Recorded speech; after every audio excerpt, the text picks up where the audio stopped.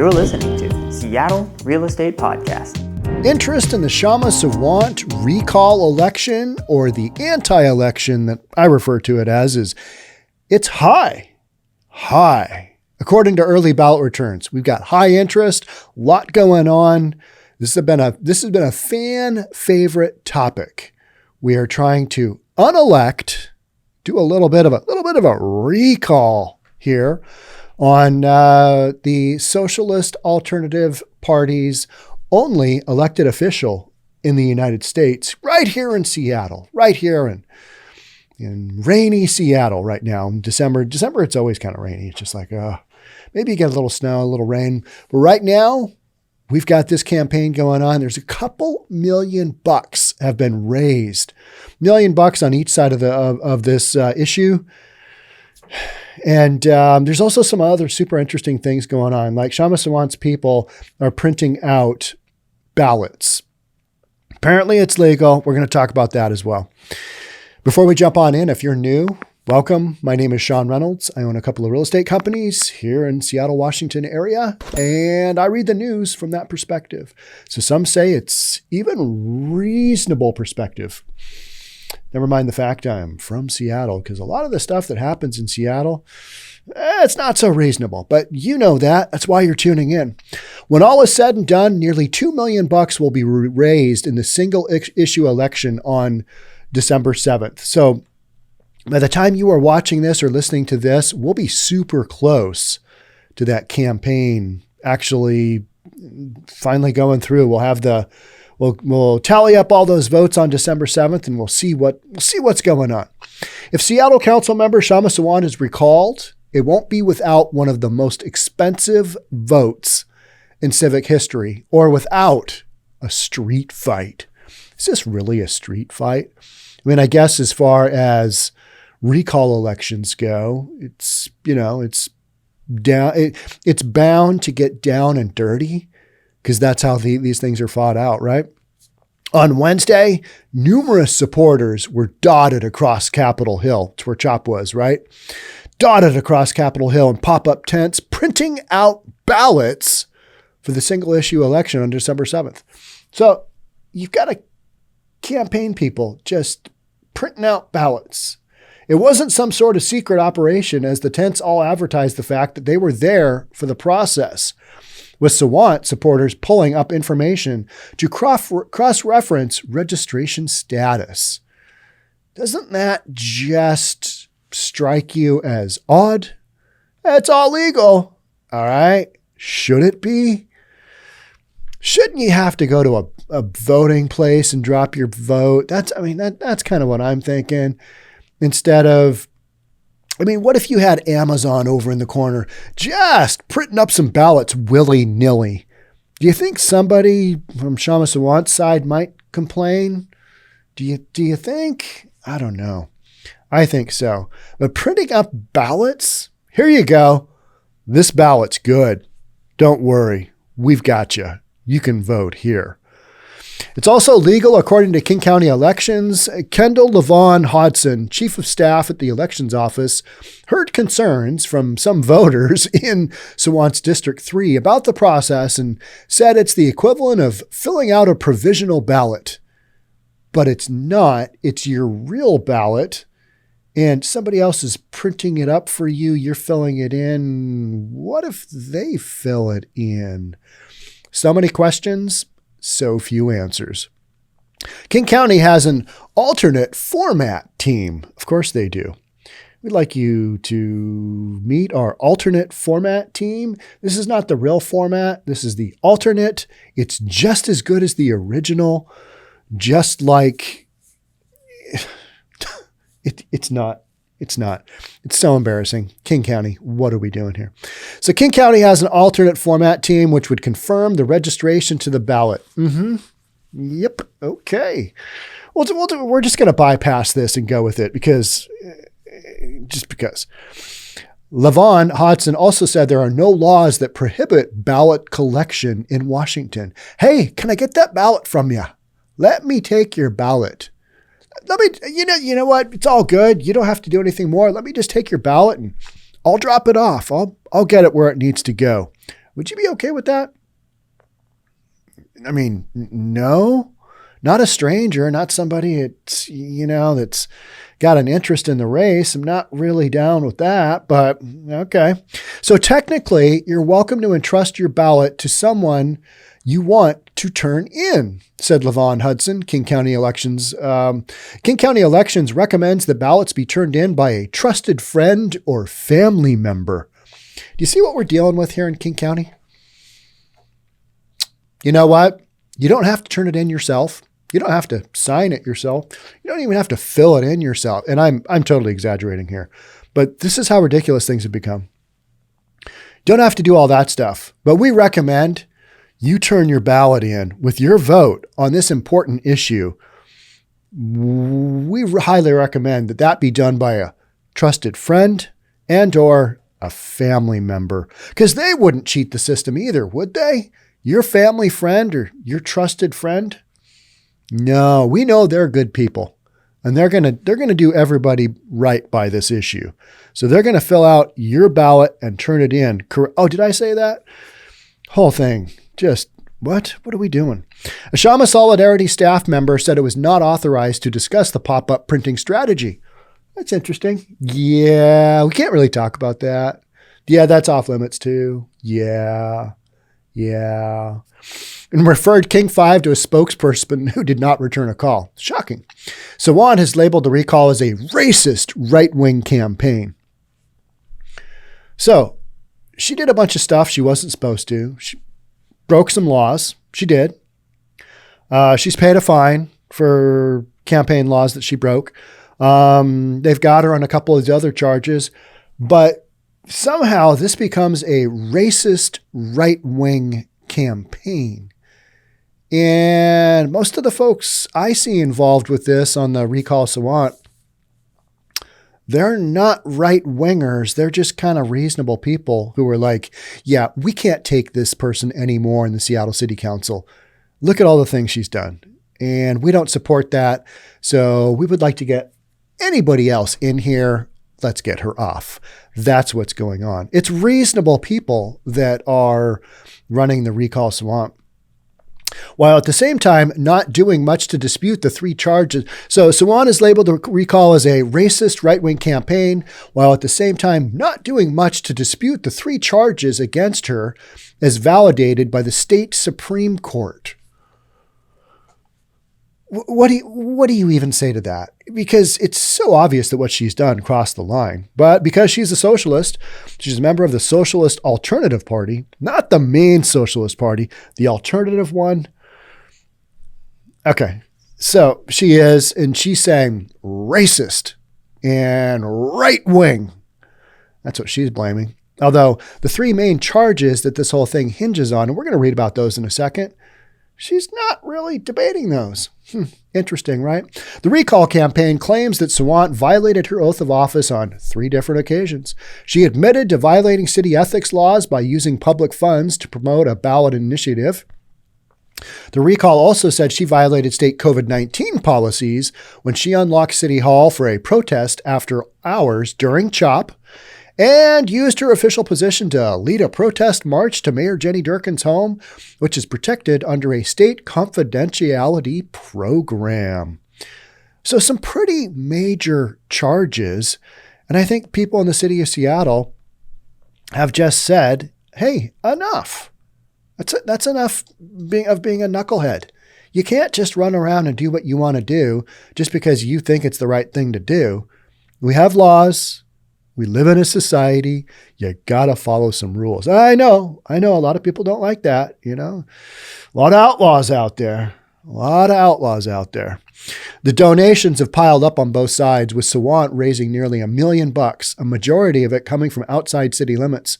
By contrast, the recall campaign raised closer to $750,000, with most donations of $1,000 or less, much of that from inside District 3.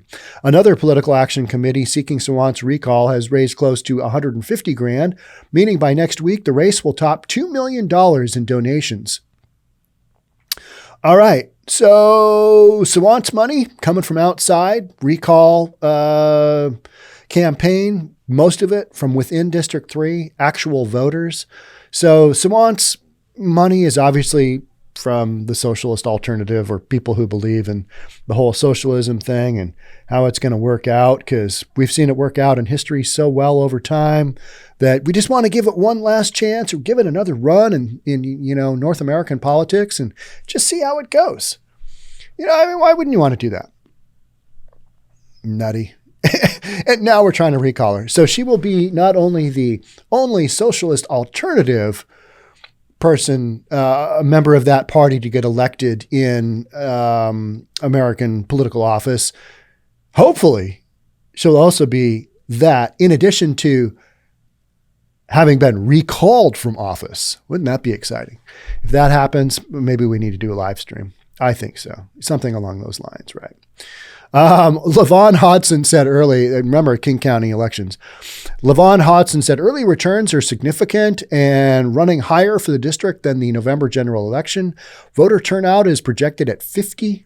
That's pretty high for a single issue election. However, it's tough to read the tea leaves, as the likely early voters are coming from precincts deemed to be more moderate and or voted against Sawant in the 2019 election. LeVan Hodson pointed out that District 3 voters tend to vote late. Those are all those Democratic progressives. They're known to just be last-minute Larrys. Did you vote? No, I got to get to I got to vote. So they run off and they vote. Literally, this is a pattern, so we know it. So the early projections are, well, of all the votes that have come in, it kind of looks like the recall Sawant is ahead. However, you've got to balance that with, they know a whole bunch of votes are going to come in, December 7th. They're mailed in time we're going to be counting this stuff out for days. So if it's close, we're just going to be counting votes, just sitting down and counting votes accurately, I'm sure, right? No voter fraud here. So LeVan Hodson pointed out that District 3 voters tend to vote late, and that they will likely be the case here, especially with Sawant supporters canvassing for ballots the way they are and taking your ballot, which they may have printed off for you and maybe helped you. Let's see. Do we vote yes or no on the? Well, you know what? Since we gave you that ballot, do a brother a favor and check that no. I don't know. Yeah. In an interview on Wednesday, recall campaign chair Henry Bridger said again that Sawant's attack line about the campaign's origin was false, that it is from the right wing and it is racist. We're progressive. This is Henry Bridger talking now, and he's the recall campaign manager. We're progressive. I'm incredibly progressive as a gay man, marching for every right we've had, he said. We live in one of the most progressive districts in the city, and that's District 3, encompasses Capitol Hill, the Central District, and a couple of other smaller areas, mainly, the Central District and Capitol Hill are kind of the big ones there. And so it's the most progressive district, Capitol Hill is for sure, of one of the most progressive cities in the nation. Okay, so we're going to go down the road of, this isn't a far right dealio. The argument is being made here. Hey, I'm a gay man. I've been voting for all this, marching for all this other stuff. This isn't a far right thing. This is, we don't want you in office anymore because of this other stuff that the Washington State Court said, allow that recall campaign to move on forward. So recall campaign chair Henry Bridger was encouraged by the way the vote was going as he was monitoring precinct level returns, and he said he was looking forward to the December 7th returns. Like that feeling as a kid when you're waiting for Christmas to come, he said. He's itching for a recall. I got to say, I would, I haven't weighed in huge on this issue. But the fact that we've got a socialist alternative party member as a Seattle City Council member, that should tell you something right there, right? Does it not speak to kind of what we've got going on in Seattle? And maybe, just maybe, why some of our policies have put us kind of where we are, a little defund the police. We seem to see that narrative fairly often, don't we? Our inability to convict anybody of a crime, our inability to arrest anybody for a crime, and whatever few crimes we used to have, we've just basically decriminalized those so that, our crime stats, drop off the charts, and we let people live their lives on the sidewalk, doing their own thing, just very, very, I don't know. Yeah, that's what we're doing here in Seattle. And that's why so many people tune into the Seattle Real Estate Podcast, because I just put it out there the way I see it. And on this recall campaign, I hope she does get recalled, because I think she's done enough damage, and I think it's time to move on. And I think the voters are basically stating, hey, and especially in this last election where 3 out of 4 campaigns that were kind of had major emphasis on them in Seattle, 3 of those were won by either moderates or the R word here in Washington, especially in Seattle, Republican. Good Lord. Republican won an office here in Seattle? What is this world coming to? I didn't think we'd see that happen. It was the first time in 39 years? I don't know. Just for the direction we're going. I mean, some of these are like age-old records. And it's like, what?